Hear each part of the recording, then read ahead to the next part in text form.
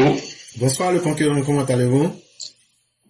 Oui, bonsoir, cher frère Clara, je vais bien chez vous. Dieu merci, tout va bien. D'accord. On vous laisse la parole. Je vous remercie de me donner la parole. Alors, je vais m'exprimer à nouveau sur les terroristes qui se font appeler opposants et aussi alerter une fois de plus sur ce phénomène des réfugiés qui est en vogue ces derniers temps. Alors, si nous sommes en paix et que nous avons la libre circulation, nous avons la possibilité de faire tout ce que nous voulons, d'évacuer à nos occupations, c'est parce que, bien entendu, la sécurité est bel et bien garantie. Nous serions en train de dire un autre langage ou bien nous serons en train de dire autre chose si nous étions dans une situation indescriptible. Aujourd'hui, on voit très bien. On peut voyager calmement, on rit, on travaille, parce que tout va très bien. Mais je vous assure,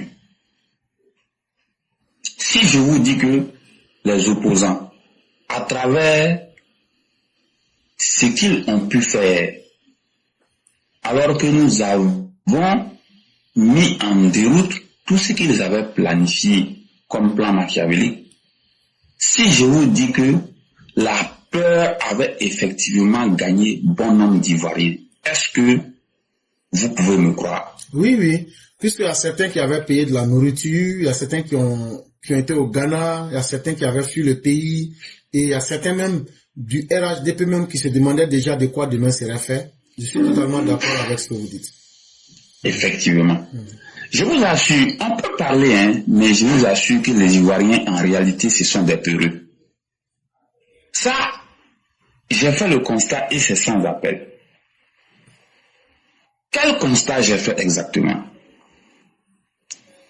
Entre le 24, le 25, jusqu'au 26, toutes les sociétés de cars, y compris camions Ben, et les transporteurs de gros camions, ils sont allés cacher leurs cars, leurs bennes, pour certains, les gros camions en lieu sûr. Oui, je vous dis que c'est une réalité et je sais de quoi je parle. Je suis allé voter à l'intérieur du pays. La ville où j'ai voté, ils ont pris tous leurs cars qui étaient à Abidjan, ils sont allés déposer dans cette ville et ils sont allés déposer certains cars à Bouaki. Et le jour où je revenais du voyage, l'élection a eu lieu le 25, le 26, le 27, le 26, 27, j'ai pris la route le 28. Mais je vous assure, la circulation était complètement fluide. Les gens sont allés cacher les cars, les gens ne voyageaient plus, les gens ont suspendu les voyages de nuit. Parce que effectivement, ces opposants avaient réussi à créer un climat de psychose généralisée, de peur et de panique. Quand bien même on a vu que la situation était sous contrôle, mais les gens avaient des craintes. Et lorsque je suis rentré à Adjamé, j'ai demandé au taximètre, mais qu'est-ce qu'il y a? Et puis, Adjamé est vide comme ça. Il dit non, qu'est-ce que je vois là? Que les gens, ils avaient pris tous les cars pour aller cacher. Que c'est à partir du 28 même, ils ont commencé à envoyer des cars à Adjamé. Les gens ne voyageaient plus. Et vous l'avez si bien dit, d'autres ont acheté 10 sacs de riz, 5 sacs de riz, 12 sacs de riz, d'autres même sont partis au Ghana. Une manière de dire quoi? Pour si peu, voilà que le trafic était interrompu en réalité. Pour si peu, d'autres ont fui Abidjan. Pour si peu, d'autres ont pensé que l'apocalypse allait arriver. Pour si peu, d'autres ont pensé que les cieux allaient tomber sur les terres ivoiriennes. Voilà en fait ce qui se passait sur le terrain. Or, on voit très bien qu'ils n'ont pas réussi leur plan machiavélique. Imaginez un seul instant qu'ils avaient réussi le plan machiavélique, ne serait-ce qu'à 30% ou bien à 40%. Qu'est-ce qui se serait passé? Imaginez un seul instant que la chambre de transfert à gaz d'Avaou avait explosé. Qu'est-ce qui se serait passé? Les 3/4 de chaque ville seraient partis en feu. Quelque chose de complètement inadmissible se serait produit. Donc aujourd'hui là, lorsque nous insistons, c'est pour dire quoi? Nous n'avons pas en face des opposants, non. Nous avons en face des terroristes, des djihadistes, des criminels, des tueurs, des personnes sans cœur, sans foi, sans loi, qui sont prêts à tout détruire. Lorsque vous avez en face ce genre de personnes, vous êtes tenu de prendre vos responsabilités. On ne va pas continuer dans ce cycle infernal où à chaque fois qu'une élection présidentielle va se pointer à l'horizon, on aura en face des gens qui vont menacer de tuer, des gens qui vont s'inscrire dans la logique d'un plan machiavélique pour tuer les Ivoiriens. Non, il faut que ça s'arrête définitivement. On ne va pas accepter ce genre de situation pendant longtemps. La Côte d'Ivoire a besoin de se stabiliser. Nous le disons, Laurent Gbagbo, Tidiane Thiam, Guillaume Soro et tous les autres opposants. Ils étaient complices de tout ce que vous avez vu. Lorsque on a parlé de la tentative d'incendie de la chambre à transfert des gaz d'Avaou, pourquoi les Assalé Antoine Timoko, les Vincent Tobi qui crient sur tous les toits, pourquoi n'ont-ils pas réagi jusqu'à présent? Les Afingessants, pourquoi ils n'ont pas réagi? Donc, ce qui est en train de se passer aujourd'hui là, il faut que les complices et les commanditaires, y compris les auteurs de cette déstabilisation, de ce plan machiavélique, répondent de leurs actes. Moi, personnellement, je l'ai dit, il faut tout faire pour mettre hors état de nuire Tidiane Thiam. Les Guillaume Soro, Tidiane Thiam, il faut tout faire pour les mettre hors état de nuire. Ils ne doivent plus faire la politique sur le territoire ivoirien. Ils ne doivent même plus figurer sur la scène politique ivoirienne. Il faut que cela soit suffisamment clair pour tout le monde. Aujourd'hui, ce que nous voyons, regardez la gestion très calamiteuse du PDCI RDA en ce moment.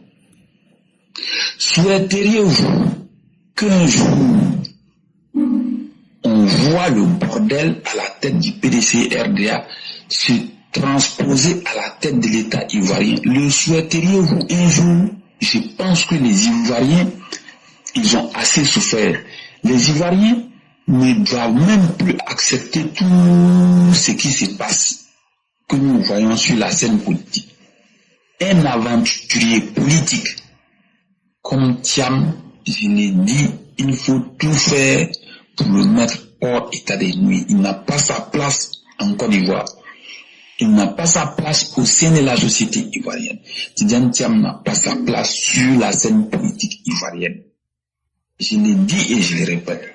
Le président a dit que les auteurs, les commanditaires, les complices répondront de leurs actes devant la justice. Tout ce que nous souhaitons aujourd'hui là, c'est que la justice ivoirienne frappe très fort pour condamner Tidiane Thiam et Guillaume Soro à de très lourdes peines d'emprisonnement et qu'il soit définitivement banni de la scène politique. Tidiane Thiam, Guillaume Soro, les Laurent Gbagbo,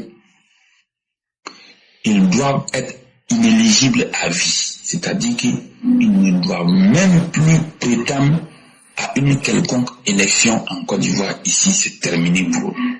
Il faut que la justice prenne cette sanction.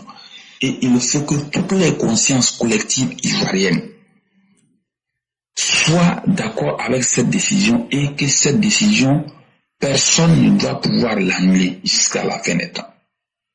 Parce que nous jouons à un jeu très dangereux. Si nous laissons ces pyromanes, ces criminels, ces terroristes exister sur notre scène politique ivoirienne, je vous assure que la souffrance ne prendra pas fin d'ici tout. Donc pour cela, il faut agir. Concernant la situation des réfugiés, nous avons appris que il y a des gens qui fuyaient le Mali, qui avaient pour objectif de venir se réfugier en Côte d'Ivoire. Nous alertons à nouveau, je ne vais pas être long sur ce sujet, pour dire que la Côte d'Ivoire ne peut pas être le dépotoir de l'AES. La Côte d'Ivoire ne peut pas être les toilettes publiques de l'AES. S'ils ont créé une situation et qu'ils ne peuvent pas la gérer, tant pis pour eux. La situation qu'ils ont créée, il faut qu'ils se donnent les moyens de pouvoir la gérer. Sur le territoire malien ou burkinabé, le HCR et l'ONU peuvent bien trouver des sites qu'ils vont sécuriser, construire des maisons pour accueillir ces réfugiés, les nourrir et résoudre leurs problèmes. La Côte d'Ivoire ne pourra pas supporter indéfiniment les très lourdes charges en provenance du Burkina Faso, du Mali et du Niger. Ces trois pays personnellement ont rendu la vie très difficile en Côte d'Ivoire. Le Mali, le Burkina et le Niger, ces trois pays, compte tenu du très grand nombre de leurs ressortissants qui se trouvent en Côte d'Ivoire, ont rendu la vie très difficile déjà aux Ivoiriens. En termes de banditisme, de criminalité, de dégradation même de la vie, et même le logement. À cause d'eux, on a des difficultés pour se loger. Ils sont venus, ils ont compliqué la situation. Au nom de l'hospitalité, on a accepté. Mais jusqu'à quand? On ne peut pas nous taxer des xénophobes. Aujourd'hui, on ne peut pas nous taxer des xénophobes. Chaque pays fait ce qu'il peut, selon ses possibilités. Vous êtes un individu ou bien un homme ou une femme, on met sur votre tête 20 kg. Vous supportez. Après, on dit encore, non, monsieur, au lieu de 20, je pense que vous pouvez encore supporter les 30 kg. On met 30 kg sur votre tête. Vous supportez, vous avancez. Après encore, on dit, ah, mais tiens, comme tu arrives à supporter les 30 kg, on va encore ajouter 20 kg. Vous supportez les 20 kg supplémentaires. Ça fait 50 kg sur la tête. Après, on regarde encore, on dit, ah, mon ami, comme tu es trop gentil là et que tu supportes les 50 kg, on va encore ajouter 50 kg sur votre tête. Ça va faire 100 kg. Vers la fin, il reste très clair que vous allez vous écrouler. C'est ce danger qui guette la Côte d'Ivoire. Un danger très grave à l'horizon est en train de guetter la Côte d'Ivoire avec les phénomènes migratoires. Nous n'aurons d'autre choix que de prendre des règles, des décisions fortes pour limiter l'installation des autres ressortissants dans notre pays. Auquel cas, on ne pourra pas s'en sortir. Cette vérité-là, personne ne peut occulter cette vérité. Vouloir cacher cette vérité, mais c'est se blaguer soi-même. Jusqu'à quand on va continuer à ruser? Jusqu'à quand on va continuer à se mentir? On ne pourra pas supporter éternellement tous ces ressortissants maliens, burkinabés, Niger, qui viennent en grand nombre encore. On ne pourra pas. Tout le monde le sait. Mais on veut se blaguer au nom de l'hospitalité. Mais jusqu'à quand les élections présidentielles sont terminées, il faut instaurer de nouvelles règles pour qu'on puisse s'en sortir. Sinon, je vous assure, l'avenir de plusieurs générations d'Ivoiriens sera gravement compromis. Et oui, c'est une réalité. Si rien n'est fait contre le phénomène migratoire, la Côte d'Ivoire court un danger, lequel danger qui va exploser à coup sûr et ça va être très difficile à supporter. Voici pourquoi nous autres nous disons, il va falloir à un moment donné s'asseoir. Les experts du ministère de l'Intérieur, les experts du ministère des Affaires étrangères, les experts de la police, de la gendarmerie, de l'armée, on va mettre un comité spécialement en place pour réfléchir. Nous n'aurons d'autre choix que d'instaurer visa avec carte de séjour. On n'aura pas le choix. Sinon, on va s'écrouler. Si on ne le fait pas, la Côte d'Ivoire s'écroulera définitivement. Et ça va être un danger. Vous voyez le bordel en Haïti ou bien dans certains pays d'Amérique latine où vous voyez il y a des gangs qui se forment, qui viennent, qui prennent en otage des quartiers, qui imposent des taxes, des impôts, qui terrorisent la population. Vous voyez ce qui se passe là-bas? Un peu, c'est quand on laisse faire dans un pays qu'après ces gens de drames arrivent. On ne pourra pas faire autrement. Personne dans le monde ne pourra nous taxer des xénophobes. Non, il n'y en a pas. En Côte d'Ivoire, on accepte des choses que personne n'accepte au monde. Il y a combien de pays aujourd'hui qui ont à peu près 28% du taux de la population qui est étrangère? Il y a combien? Mais en Côte d'Ivoire, c'est une réalité. Donc, c'est un débat qui est ouvert. Mais à coup sûr, il faudra instaurer un jour ou l'autre la carte de séjour, le visa. On va certainement réfléchir, peut-être que ceux qui sont déjà installés, les ressortissants de la CEDEAO qui sont déjà installés, on va leur dire, vous prenez vos cartes de résident, et que quand on va entériner la décision, la loi n'étant pas rétroactive, et ils pourront être peut-être exonérés. Mais tous les autres qui vont venir après la prise de décision, ils seront obligés de prendre un visa avec carte de séjour. Sinon, on ne verra pas le bout du tunnel dans ce pays. Je vous assure. La question foncière, vous savez ce qu'il y a là-dedans. Parce que justement, des non-nationaux se sont introduits gravement et dangereusement dans ce secteur d'activité. Mais on ne va pas en parler. Après les élections législatives, la question foncière, on va aborder. À partir de février 2026, on va revenir sur la question foncière.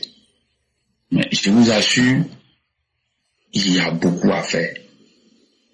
Si nous voulons assurer un avenir radieux aux futures générations, il est impératif de prendre des décisions très courageuses. On peut beau bavarder aujourd'hui.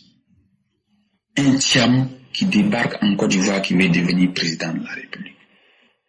De vous à moi, on peut dire que les gens sont xénophobes ou bien attendez, est-ce qu'un Kofi, un Ouattara, un Soro, un Koulibaly, un Koma ou bien un Dibé peut prétendre à la fonction suprême des présidents de la République d'un pays comme le Sénégal? Ça aussi, il faut qu'on ait le courage de se dire la vérité.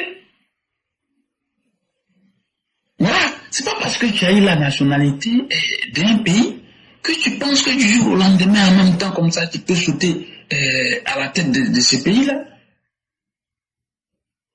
Le mal est très profond. Mais je pense que nous-mêmes aujourd'hui, là, il faut qu'on prenne conscience. Voilà, on parle des Libanais. Moi, je ne veux pas aller trop en profondeur. Mais la réalité aussi, elle est là. Voilà. Est-ce que c'est parce qu'on dit que, bon, c'est vrai, tu as eu la nationalité ivoirienne, tu t'appelles El Assad, hein, ou bien El Ghazouani, parce que tu as eu la nationalité selon la loi. Est-ce que en même temps, pour cela, tu dois penser que tu vas devenir président de la République de ce pays-là? Ça aussi, la vérité. Voilà, en France, pourquoi Zemmour, là, les Français n'ont pas décidé de voter Zemmour pour qu'il soit, Éric Zemmour pour qu'il soit le président de la République? Bon, on va pas trop insister sur ce problème. Faut pas qu'on dise qu'on est xénophobe. Loin de là, mais la réalité, elle est là.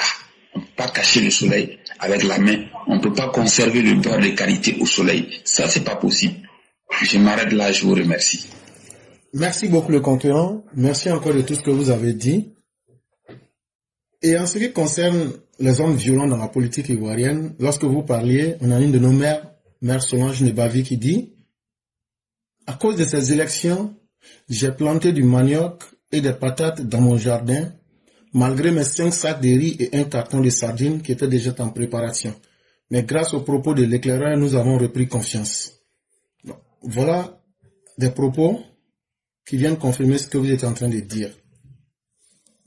Et nous autres qui sommes des communicants et qui communiquons sur la base de la bonne foi pour donner les vraies informations aux parents, quand on entend de telles informations qu'on vient de dire la mère, ça ne peut que nous faire désespérer. Et c'est tout ça qui m'a fait couler un peu les larmes un jour, pas parce que il y avait autre chose, mais le poids moral que nous avons pris de venir mettre les gens en confiance. Mais il y a quelque chose qui me dit dans ma tête, mais et si les choses n'avaient pas marché? C'est comme si j'avais aussi encouragé les gens à les livrer à la mort. Et comme je suis doté d'une conscience, peut-être que ces larmes-là sont sorties malgré moi-même, mais pour dire merci à Dieu.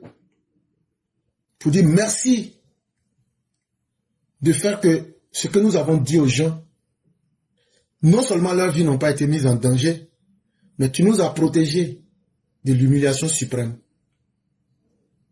Mais ce que ces gens-là avaient préparé, si ça marchait, même les cas cachés, ce n'était rien.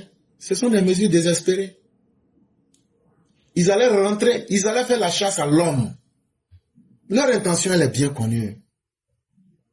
Et Soundiata, je peux t'affirmer, comme disait Tefeu, s'il est possible de revoir la peine de mort et l'inclure dans nos textes, ça va vraiment freiner la volonté meurtrière, la volonté mortifère, la volonté macabre de ces politiciens-là.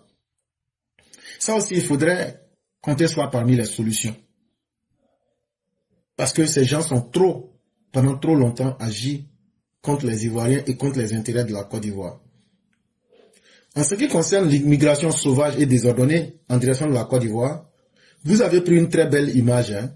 Quelqu'un qui normalement peut supporter 20 kilos, mais au finish, comme lui-même il a montré qu'il n'a pas de limite, on lui a collé 100 kilos. Et demain, la personne va vouloir dire j'ai mal au cou. Non, non, non, non, non, non, non, non, non. C'est les autorités ivoiriennes là qui veulent montrer que elles veulent être Mère Teresa. Mère Teresa, on dit, c'était une religieuse qui accueillait les enfants pauvres en Inde là-bas. C'est le gouvernement d'Alassane Ouattara qui veut jouer les Gandhi en Afrique de l'Ouest. Est-ce que la frontière Ghana n'est pas fermée toi actuellement là? En fait, là, nos autorités font preuve d'une certaine, je ne sais pas le mot que je peux utiliser, mais on est un peu faible. Hier même, j'étais sur un panel et nous étions en train de parler. Et lorsqu'on a approfondi la question, il y a quelqu'un qui m'a dit, écoute, une fois, il y avait une jeune dame qui cherchait refuge pour dormir quelque part puisqu'elle avait été chassée par sa patronne. Et ma femme a eu peur, elle ne m'a pas dit non, elle n'a pas reçu la petite. Le lendemain matin, on a retrouvé la petite qui s'est suicidée quelque part. Et donc, le monsieur qui parlait, il voulait me montrer que quand quelqu'un est en danger, il faut sauver la personne. Mais moi, je lui dis, mais très bien.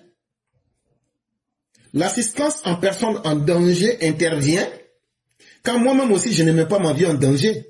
Or, il se trouve que la logique simple veut que moi-même là, il n'y a pas quelqu'un que j'aime plus que moi-même. Quand il s'agit de la survie là, la morale est secondaire. La petite fille là, c'est son jour de la mort qui était arrivé, ça fait 1. Et même toi et ta femme n'auraient pas pu sauver cette petite fille ce jour-là. En plus, ce qui aurait pu aussi advenir, tu ne sais pas ce que la petite a fait, tu l'accueilles chez toi. Ceux qui sont en train de la pister là, ils peuvent venir dire que tu es contre leurs intérêts. En gardant cette petite fille-là, ils auraient pu toi-même, là, et ta famille, là, vous neutraliser. Donc, je reste sur ma position. Partout où votre survie est engagée, n'ayez ni honte, ni peur et ne faites pas preuve de laxisme pour vous retrouver dans les conséquences avant de dire « si je savais ». Ce que le président Ouattara est en train de faire là, est-ce que tu sais, toi tu vas dans le Nord, cher frère, est-ce que la population du Nord ne se plaigne pas? Les gens se plaignent trop. Les gens ont même chassé même des gens qui étaient venus dans la région du Togo, dans les villages, les gens les ont refusés. Hein. Justement. Parce qu'ils avaient commencé à voler, braquer et violer même les femmes. Ça, je te l'ai dit. Et justement. Certains qui sont venus même avaient commencé à violer les femmes des gens, avaient commencé à agresser, donc ils ont été chassés. Ok. Voilà. Et justement, moi pour ne pas être un hypocrite, je dis les choses dans leur vérité. Il ne faudrait pas que les gens qui sont au nord là attendent. L'expérience ne marche pas. L'État, s'il lui tient à respecter ses engagements internationaux, pour se donner une bonne crédibilité, vous devrez tenir à protéger vos vies. Et n'ayez pas honte et n'ayez pas peur pour protéger vos vies. Partout où ils vont aller pour dire qu'ils vont s'installer là, chassez-les. Est-ce que ce que je dis là, c'est pas clair, c'est pas simple? Le gouvernement du président Ouattara cherche à gagner non. Eux veulent non. Eux veulent devenir mère et puis papa Teresa. Pour que tout le monde n'a qu'à dire qu'ils sont gentils.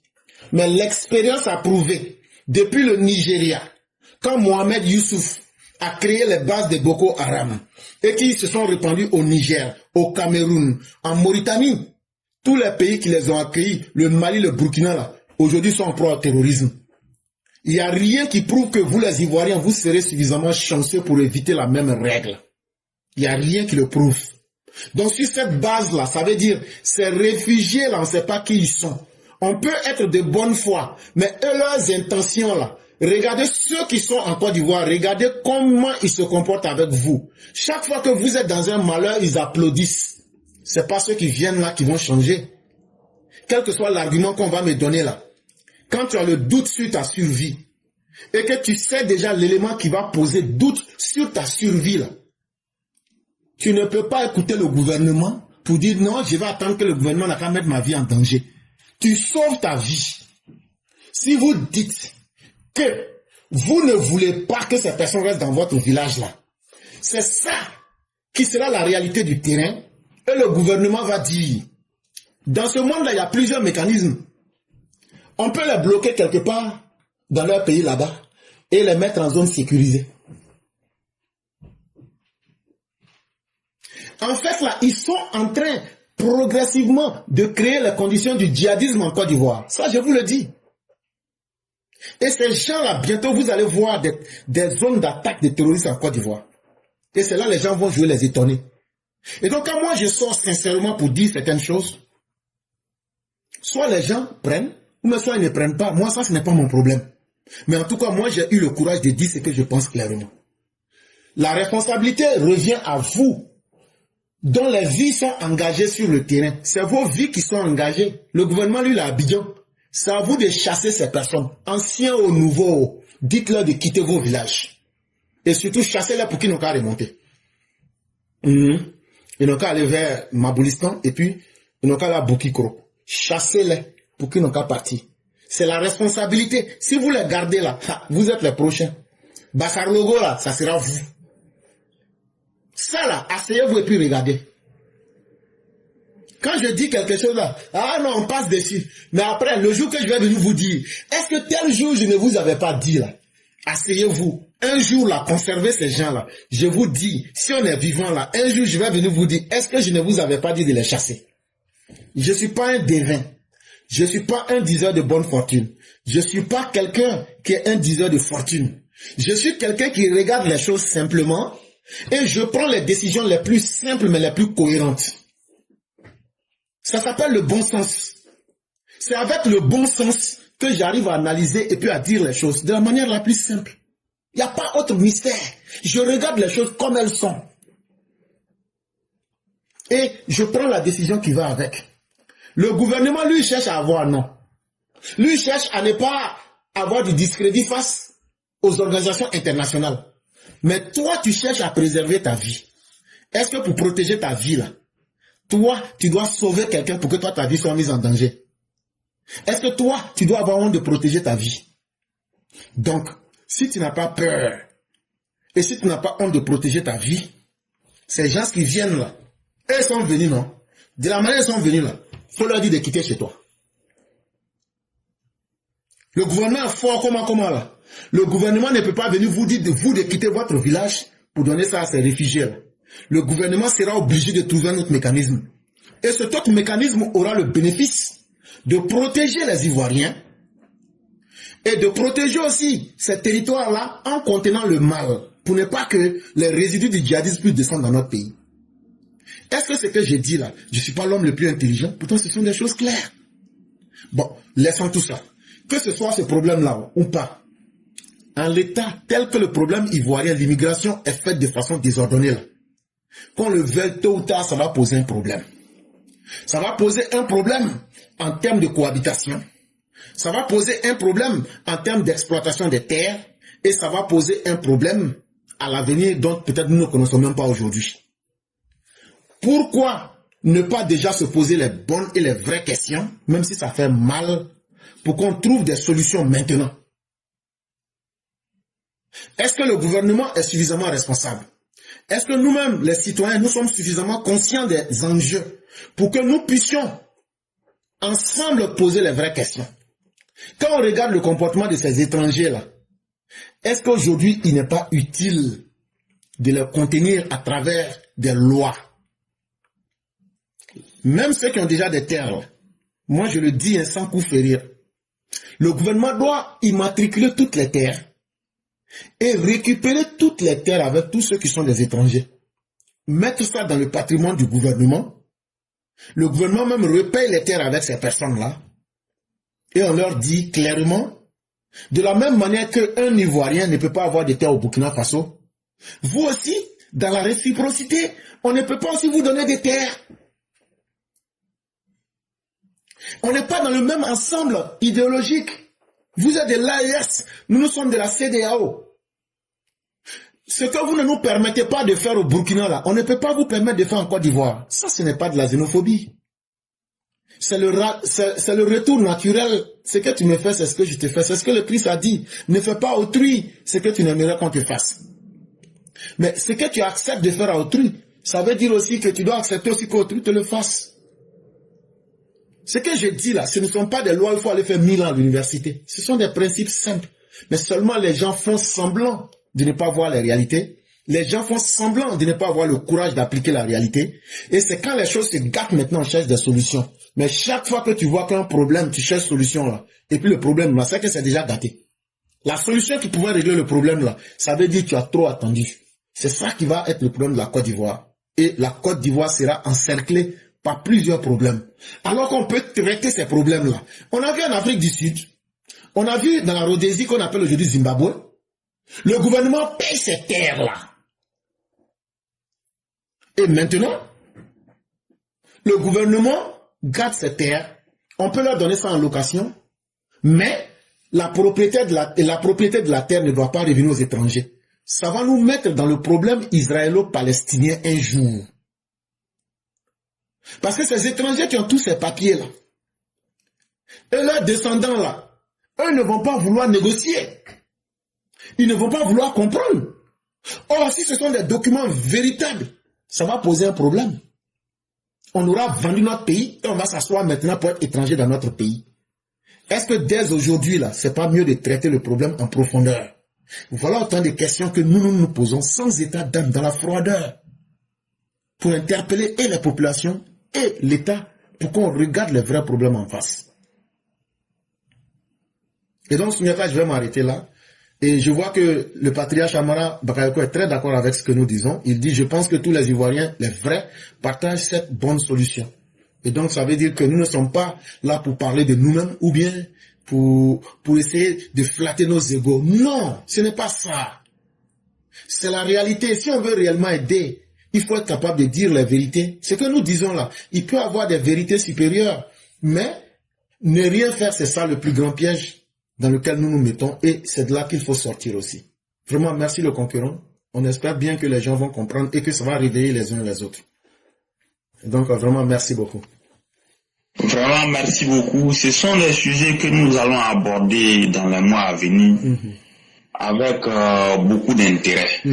Donc, je vous remercie beaucoup pour les solutions préliminaires. Merci beaucoup. Ce qui est sûr, nous ne faisons que ouvrir la réflexion et interpeller à la fois le gouvernement et tous les autres concitoyens pour réfléchir sur la question.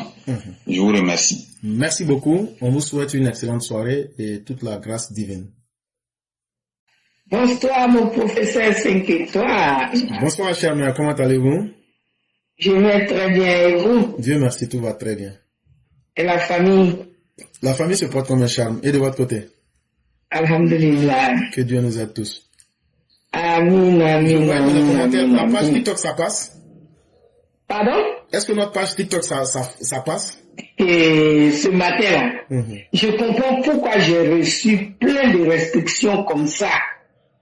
Mais ils sont vaincus. Ils sont vaincus. Est-ce qu'on peut faire des émissions là-dessus? Oui, quand ils ont fait, j'ai refait, ça a pris. Ok, Dieu merci. Dieu merci. On peut. Il n'y a pas de problème. Ok. Et j'oublie que non, ce n'est pas simplement comme ça pour les faire live. Même avant de lancer le live, je donne à Dieu d'abord avant d'aller lancer mon live. Donc, c'est ce qu'on fait aussi. Dieu au contrôle du professeur éclaireur. Dieu ne va jamais laisser la méchanceté avoir le pas sur la vérité, sur ces méchantes personnes, ces personnes inutiles à la population, des mécréants. C'est ce qu'on appelle la mécréance. Comment vouloir permis à quelqu'un qui fait du bien à une population. Franchement. Mais Dieu au contrôle. Ok. Donc, je vais dire bonsoir à tous les EPV, bonsoir à tous ceux qui sont restés là jusqu'à cette heure-là. On vous dit vraiment merci et que Dieu protège toujours notre live, notre professeur éclaireur et nos lives. Professeur éclaireur, tu as tellement développé de très bons thèmes aujourd'hui que moi-même pour finir là, je suis perdu. Mais je vais dire, professeur, merci d'avoir fait un rappel de l'histoire. Parce que moi-même, ça me dérangeait. Je me disais, mais pourquoi l'histoire du Nord, là, c'est toujours à la fin de nos livres?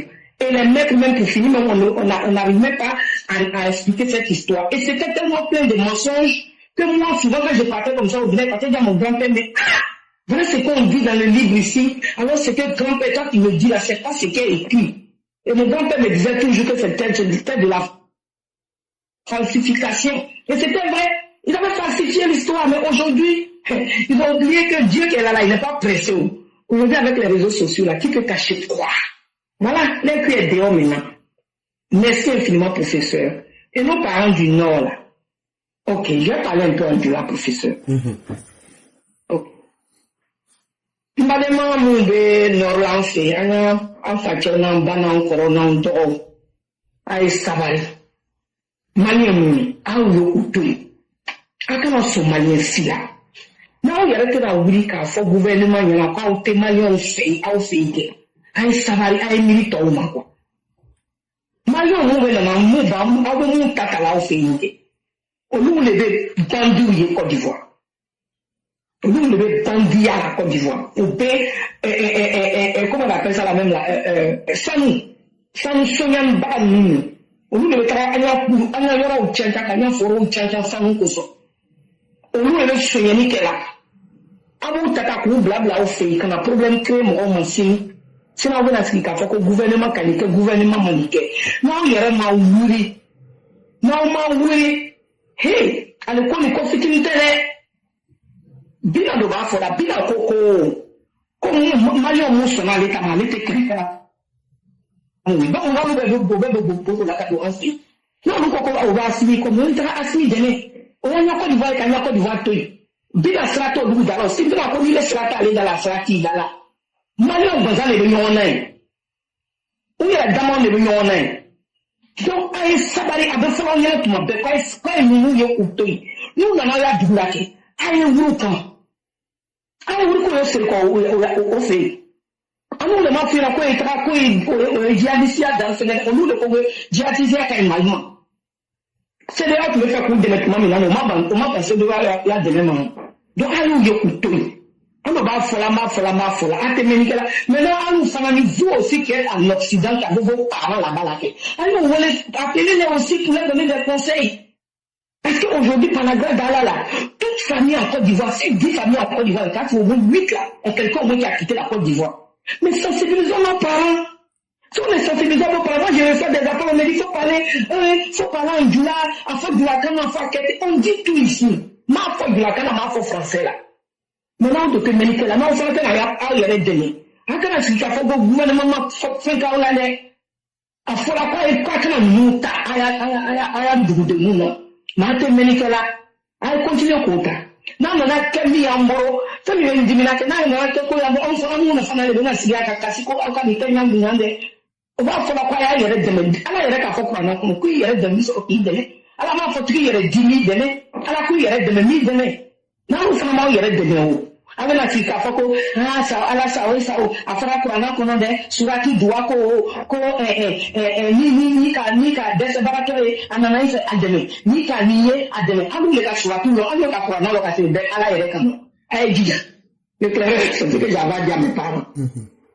Vraiment merci beaucoup professeur. Merci pour tout. Vraiment que Dieu te garde aussi longtemps à nos côtés. Que Dieu protège papa de tous ceux qui l'entourent et que Dieu nous protège nous-mêmes tous les EPV et que tous nos ennemis, tous ceux que nous combattons soient anéantis par Dieu parce que l'épée de Dieu est la meilleure des épées. Merci professeur, je m'arrête là. Merci beaucoup cher maire, merci encore de tout ce que vous avez dit.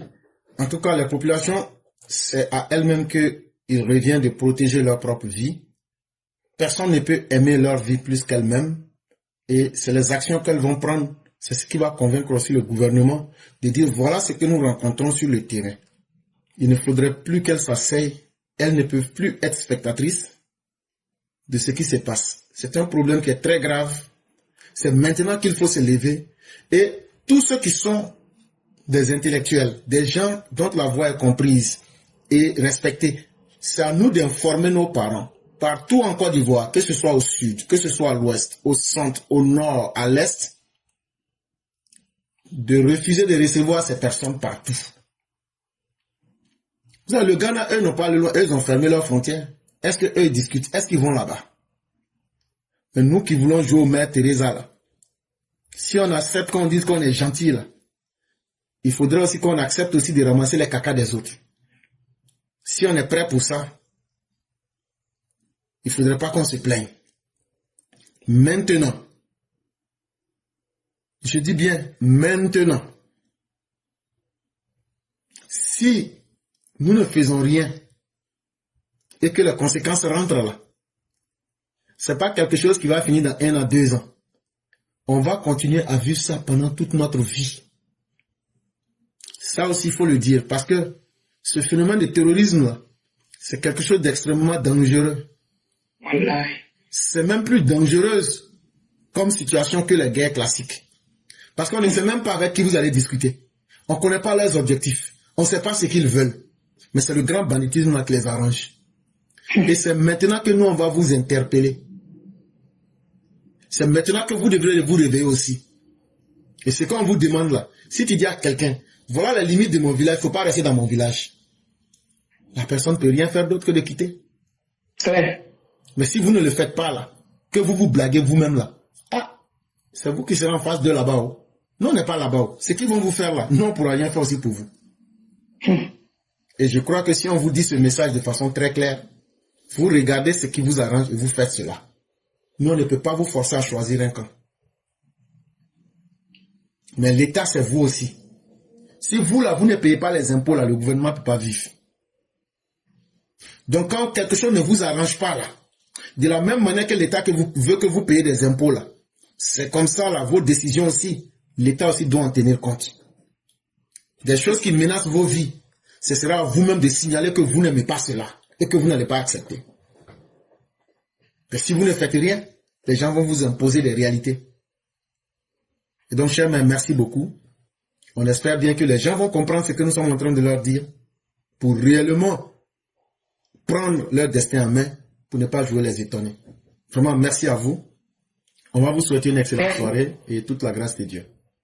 Merci infiniment, professeur. Merci à toi. Et Inch'Allah, demain c'est TikTok. Vraiment, il y aura beaucoup de questions. Donc, venez demain sur TikTok, s'il vous plaît. Merci, professeur, et excellente nuit à tous. Merci beaucoup, chère mère, et que la grâce de Dieu demeure à chacun de nous. Amen. Merci beaucoup. Mm.